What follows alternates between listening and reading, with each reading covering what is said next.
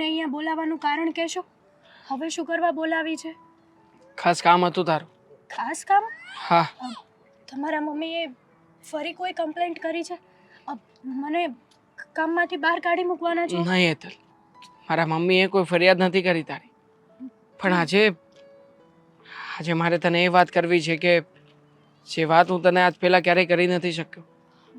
જ્યારથી તું આવી છે ને મારી લાઈફમાં, મતલબ કે તને યાદ હોય તો પહેલી વાર મેં તને ઓફિસમાં જોઈ હતી. બસ ત્યારથી ન જાણે કેમ પણ મારું મન છે ને એ હંમેશા તારી તરફેણમાં રહ્યું છે. હા હા. તમે ભાનમાં તો છો ને કે આ કેવી વાતો કરો છો તમે? નથી ભાનમાં હું. શું? કંઈ સમજાતું નથી કે હું શું કરું છું, શું નહીં, કોની સામે શું બોલું છું, શું નથી બોલતો. બસ એટલી સમજણ છે કે આઈ લવ યુ.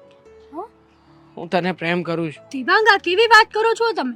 એ જ વાત કરું છું કે જે વાત મારે તને ઘણા સમય પહેલા કરવી હતી. આ શક્ય નથી. જો આ પોસિબલ જ નથી. તલ આવું નહીં બોલ ને. હું જાણું છું કે તું કામવાળી છે,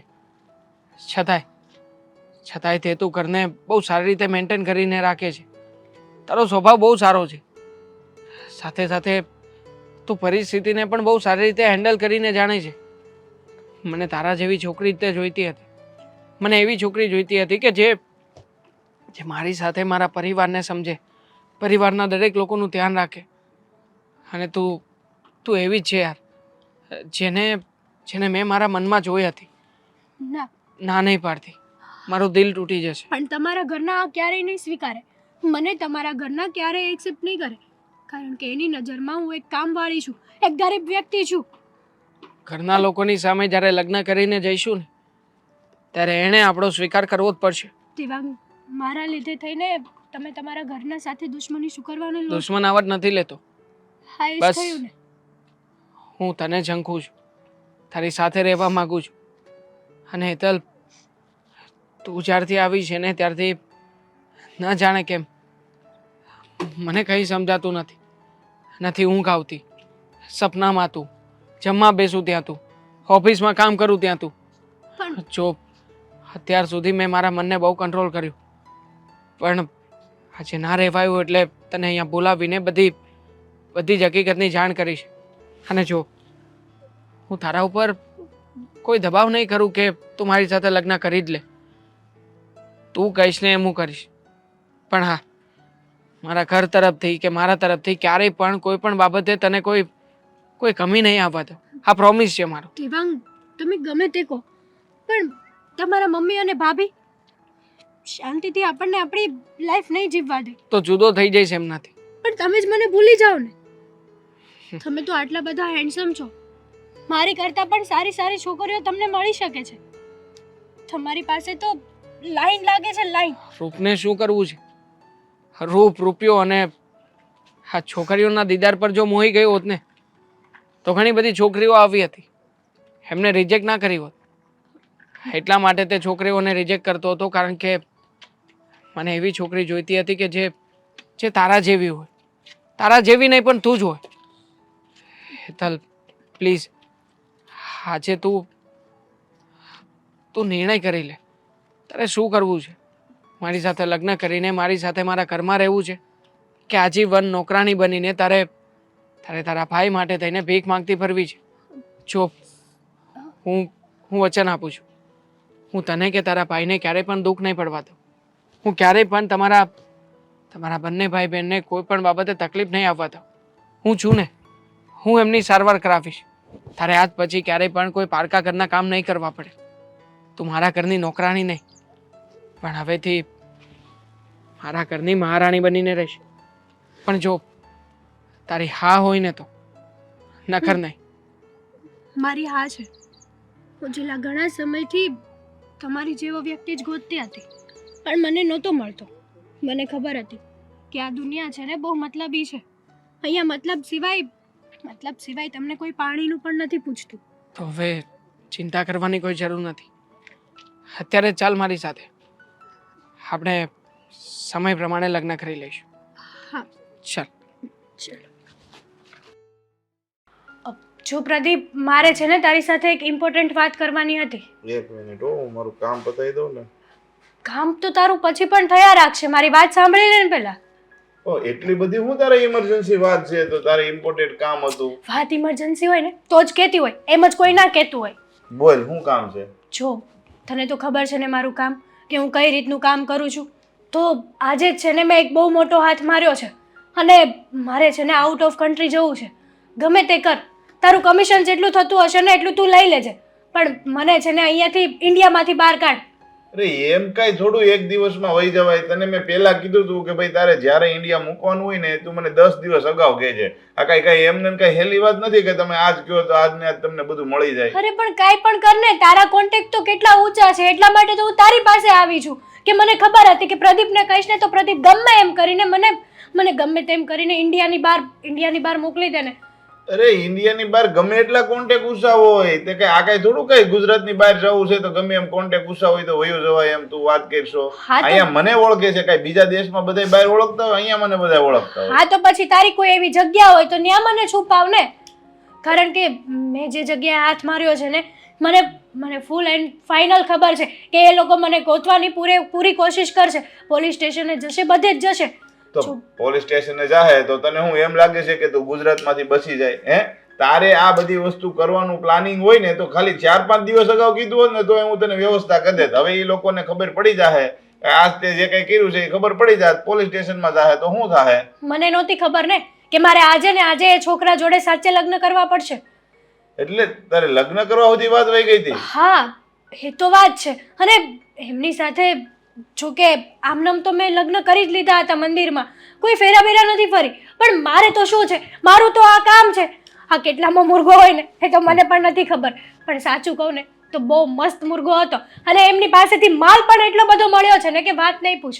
અત્યાર તો સુધી જો મારો એક દોસ્તાર છે મુંબઈમાં ઓળખીતો છે, કદાચ 60,000-70,000 રૂપિયા ઈ લે અને 15-20,000 રૂપિયા મારા અને બીજા 30 આપ્યા. ટિકિટના ટોટલ 1.5 લાખ રૂપિયા જેવું થશે.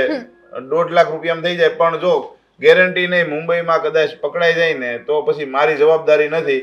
ત્યાં ઓછામાં ઓછા તને 4-5 દિવસ એ સાચવી લે અને 4-5 દિવસ પછી એનું પ્રોસેસ કરી અને બહાર મોકલી દે. પણ ત્યાં સુધી તારે ત્યાં રહેવું પડશે અને પકડાય તો મારું નામ કે વચ્ચે ન આવવું જોઈએ. પહેલા વાત નહીં પકડાવ, કારણ કે અત્યાર સુધીમાં ઘણા બધા એવા કામો કર્યા છે ને તો મને આ કામનો ફૂલ એન્ડ ફાઇનલ એક્સપિરિયન્સ છે જ તે.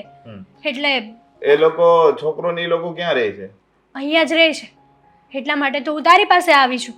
હવે જો એ લોકો કઈ આપણા કોન્ટેક્ટમાં આવે એવું, અમારા ઓળખીતામાં આવે એવું કઈ છે નહીં ને. કાલ સવારે જો એને ખબર પડશે કે આ વહીવટ મારી પાસે આવ્યો છે ને એ મને શરમ ભરાવા આવશે કે ભાઈ તું અહીં કઈક કર, તો પછી હું ક્યાંય વચ્ચે નહીં આવું. પણ આવી બધી વાતો મને થોડી ખબર હોય કે જે મુર્ગાને મેં ફસાવ્યો છે એ તારા કોન્ટેક્ટમાં નીકળે, એ તો નથી ખબર. પણ જે હોય તે, તારે આપણી દોસ્તી નિભાવવાની છે, તારે કોઈને કહેવાનું નથી. તું એક કામ કરજે, એ છોકરાનું નામ, મોબાઈલ નંબર અને એડ્રેસ એ ત્રણેય વસ્તુ તું મને વોટ્સએપમાં મોકલી દેજે. હું મારી રીતે તપાસ કરી લે. કાલ સવારે જો આની મોટી ફિલ્મ થાય ને તો મારી આ વખતે સેફટી રહેવું પડશે, કારણ કે તું તો કાલ સવારે વહી જાય પછી મારે અહીં ફસાવવું પડે ને. જો પેલા નંબરમાં તો આવા કામ હું 15-20 હજાર રૂપિયા હાટું કરતો નથી. આ તો આપણી મિત્રતા છે અને તું કે દિવસની મને કહેતી હતી કે ભાઈ મારે એક કામ થઈ જાય તો તારે સપોર્ટ દેવો પડશે, એટલે હું તને સપોર્ટ દઉં છું. બાકી મારી કઈ આ કામ કરવાની ઈચ્છા છે નહીં. થેન્ક યુ સો મચ કે તું મને સપોર્ટ આપે છે. તારા 20 થાય છે ને તો હું તને તારા 30 આપી જો દઈશ. અત્યારે તારે 70,000 રૂપિયા મારા અકાઉન્ટમાં ગૂગલ પે નાખી દેવા પડશે અને 20,000 રૂપિયા હું તને એક વોટ્સએપમાં નંબર મોકલું, એ નંબરમાં નાખ દે એટલે તારું કામ હમણાં હું ચાલુ કરી દઉં. ને અત્યારે તું છે ને અહીંયા નહીં જાતી, સેવણી મારા ફાર્મ હાઉસ છે ને મિત્રનું, ત્યાં તું વહી જા. હું તને આગળ લોકેશન નાખ દઉં છું. સેવણી વહી જાય, ત્યાંથી ડાયરેક્ટ હાઈવે પકડીને હું તને કહું ને એટલે બોમ્બે વહી જાય. સુરતમાં અંદર નહીં આવતી. નહીં આવું, સુરતની અંદર એન્ટર જ નહીં થાવ. હું તને લોકેશન નાખી દઉં છું. હા ચલ નાખ ફટાફટ, હું જાઉં. હા બાય. હવે આમ ઉદાસ બેન છે ને કાંઈ નહીં થાય. પહેલાં ધ્યાન રાખવું હતું. મને ઘણુંય આ તારા ભાભીએ મમ્મીએ સમજાયું, પણ મને કોને ખબર, મને તું કરીને એ હાસું લાગતું હતું. સમજ્યો કે તે નોકરાણી ઉપર વિશ્વાસ મૂક્યો, એ તો વાત હાચી. હા, એનું અપમાન કરતા હતા ત્યારે તું એની બાજુ બોલતો એ હાચી વાત, પણ પછી જે તે બધું કર્યું હે આ પ્રેમનું નાટક, એ બહુ ખોટું કહેવાય. હેરાન થઈ ગયા ને. એમણે ક્યાં નાટક કર્યું હતું? નાટક તો ઓલી કરીને ગઈ, પ્રેમ જાળમાં ફસાવીને ગઈ. મને થોડી ખબર હતી કે આવી રીતના બધું બનશે. અરે મને તો ઘરમાંથી ઘરેણા ચોરાઈ ગયા એ પણ નહોતો ક્યાં. તો તમે લોકોએ વાત કરી ત્યારે મને જાણ થઈ. આનું શું કે મારાથી ભૂલ થઈ છે, પણ હવે હું શું કરું એ તો મને કહો તમે લોકો. શું કરું? સમજાવતી હતી ને ત્યારે તો મોટા ઉપાડે કહેતા હતા, મમ્મી મને આમ નહીં કહો, મમ્મી મને તેમ નહીં કહો. અરે કામવાળી મળતી નથી, કેમ કેમ કરીને કામવાળી લાવ્યો છો. કામવાળી નહોતી, એને જોતા જ લાગતું હતું, એનો દીદાર જોઈને જ ખબર પડતી હતી કે કામવાળી નથી. હા, બહુ ગમી ગઈ. આખા જગતમાં તને બીજી કોઈ છોકરી ન ગમી, કામવાળી જ ગમી. કામવાળી નહીં, ચોરંટી. હું શું બોલું છું ખબર નથી પડતી. મમ્મી શાંત થઈ જાઓ. શું શાંત થાય? શું શાંત થાય? બધા ઘરેણા લઈને વહી ગઈ, રોકડ રકમે લઈ ગઈ. મારા બાના જમાનાનો ગળાનો હાર હતો, મારા પપ્પાની બેટી હતી ને ઈ ગઈ. યાદ ન અપાવ. હા, આના ઘરેણા આનો શું વાંક હતો? કોઈનો કોઈ વાંક નહોતો. હા, કોઈનો કોઈ વાંક નહોતો. વાંક માત્ર ને માત્ર દેવાંગનો હતો. દેવાંગને એ છોકરી ગમી ગઈ, અને છોકરી ગમી ગઈ ને શું છે? શું છે હવે? હા, પેલું છે ને આપણી હાલત એવી થઈ ગઈ છે બેટા. ઘરમાં પહેલા ઘણું બધું હતું અને હવે કટોરા લઈ લો, ભીખ માંગને નીકળો. મારી પણ ભૂલ હતી જ ને. કેમ? ઓહો, ભૂલ તમારી? દેવી કેવી રીતે? નોકરાણી લાવવાની જીદ કોણે કોણે કરી હતી? મેં જીદ કરી હતી, પ્રેમ કરવાનું નહોતું કીધું દેવરજી. હા તો ઠીક છે કે બધા તમને ખીજાય છે એટલે થયું કે થોડો ઘણો વાક હું મારી માથે લઈ લઉં. પણ આમ જો નોકરાણીનું જેમ કીધું તું ને એમ ઘરવાળીનું કીધું તું. હા, ઈ કે કા ઘરવાળી એને કયો લાવે ને કા નોકરાણી. તમે ત્રણ જણા છો કે મારી માથે બેસી સાચી વાત છે, મેં કહ્યું હતું કે કા નોકરાણી લાવો અને કા દેવરજીની ઘરવાળી લાવો, પણ તમે તો બેને એકમાં જ ગોતી લઈ આવ્યા. લોકો સમજતા નથી મારી વાતને. હવે હું સમજવા જેવું કાંઈ છે? મોટા ભાઈ ભૂલ થઈ છે મારી, તો શું તમે મને ફાંસીએ લટકાવી દેશો? ઘર સાફ કરી નાખ્યું. જોવો, વાતને જેટલી વધારશો ને એટલી વધશે. અહીંયા બેસી રહેવાથી કઈ નહીં થાય. જાઓ પોલીસ સ્ટેશન જાઓ ને રિપોર્ટ લખાવો. શું રિપોર્ટ લખાવું? કે કામવાળીને ઘરવાળી બનાવીને ઘરમાં રાખી હતી, નથી આધાર કાર્ડ, નથી કોઈ એના ડિટેલ્સ, તો કેવી રીતના ફરિયાદ કરી? પ્રેમ કરતા હતા ને તમારા આંખમાં તો એનો ચહેરો છપાઈ ગયો હશે. આંખો બંધ કરીને પણ એનું સ્કેચ બનાવડાવી નાખશો. ના ના, જાઓ. ઊભી રે બેટા. કેમ કરે છે? ફરવા ગયો તો ને એને લઈને સિનેમા હોલમાં, તે દિવસે ફોટા બતાવતો હતો. પોલીસ સ્ટેશનમાં જઈને બતાવ એના ફોટા. હા, આઈડિયા મને કેમ ના? ક્યાંથી આવે? તારું બુદ્ધિ ઢેર મારી ગઈ હતી તારી. મારી જ જાય ને મમ્મી, પણ તમે લોકો જો કે ક્યારના મને સંભળાવ કરો છો. હવે તારથી આ ભૂલ થઈ ગઈ છે તો સાંભળવું તો પડે જ ને. સ્વીકાર કરું છું ને મોટા ભાઈ, સ્વીકાર કરું છું, બીજું તો શું કરી શકું? મમ્મીજી હું શું કહું છું, હવે ઘરમાં નોકરાણી તો રહી નથી દેવાંગભાઈની ઘરવાળી, તો એક કામ કરીએ તો આપણે દેવાંગભાઈને જ તે કામવાળા બનાવી દઈએ તો. શરમ આવે છે કે નહીં તમને લોકોને? તું મૂંગી રે. મેં તો કીધું કે આગળ કે એના લગ્ન કરાવી નાખવી તો. લગ્ન તો કરીએ, હવે હું છે બહુ ઢઢો તો ને લગ્ન કરવાનો. ઢઢો નહીં બેટા, એને ઢઢો નતો, એ તો ઘોડે ચડીને દોડ્યો હતો. મમ્મી આવી ઘરવાળી કામવાળી, અને પછી એ પેલીનો રૂઆબ જોયો હતો. અરે નાલાયક, ઘરમાં અમારી પાસે કામ કરાવતી હતી, કામ કરાવ્યું ત્યાં સુધી કાંઈ નહોતું. અમારા ઘરેણા, અમારા રૂપિયા લઈ ગઈ. અરે આવી દેવાંગ, કસમથી સગો દીકરો છે, જન્મ આપ્યો છે ને એટલે જવા દઉં છું તને. બાકી એવું મન થાય છે કે તને 4 લાફા મારું. મમ્મી કસમથી તમે મારા મમ્મી છો ને એટલે સાંભળું છું, નકર તો છે જીવન ટૂંકાવી નાખ્યું હતું. હા તો ઠીક. કારણ કે એના સિવાય કે બાકી નથી રહેવા દીધું તમે ત્રણ. એટલું સાંભળું છું. સાંભળું છું. છેલ્લી 1 કલાકથી હું પણ સાંભળું છું. છેલ્લા 1 કલાકથી તારા લવારા સાંભળી અને અમારું મગજ છે ને ફરી ગયું છે. શોધ તારી પેલી ચોરંટી ઘરવાળીને શોધ. નહીં મળે હવે. આટલા બધા રૂપિયા લીધા હોય થોડી. મને કેમ એવું લાગે છે કે ચોરની સાથે દેવાંગભાઈ પણ મળેલા છે. બે પ્લાનિંગ તો નથી કર્યો ને કે તું પેલા ઘરેણા લઈને જતી રહેજે ને પછી હું પણ આવીશ, કારણ કે જેવા શાંતિથી મૂર્તિ બનીને બેઠા છે ને એ પ્રમાણે તો એવું જ લાગે છે કે એમને બધી ખબર છે. અરે પાપી છો કે પાપી? બોલવા એમ મતલબ કે ગમે તેના ઉપર ગમે તે આરોપ નાખે છે. મોટા ભાઈ સમજાવો ને, હું આવો માણસ છું. આવો માણસ છું. એનાથી જાય એવા છો. ક્યારના સંભળાવો છું, સાંભળું છું. તું હવે કાઈ નહીં એને કઈ કહેતો અને તું એને કાઈ નહીં કહેતી. આનો કાક રસ્તો કરવી, હાલો પોલીસ સ્ટેશન. પોલીસ સ્ટેશન મારે નથી જવું, તમે જાઓ બધા. ખોટા તારી હારે હશે. બાયલા વેડા બંધ કરજે, બાયલા વેડા બંધ કરજે હો. એ રડવાનું તો જરા પણ નથી. જા ફોટો બતાવ પોલીસ સ્ટેશનમાં, નહીતર છે ને અહીંયા ને અહીંયા તારી સમાધિ નાખીશ. ઊભો થા. જા. હાલ.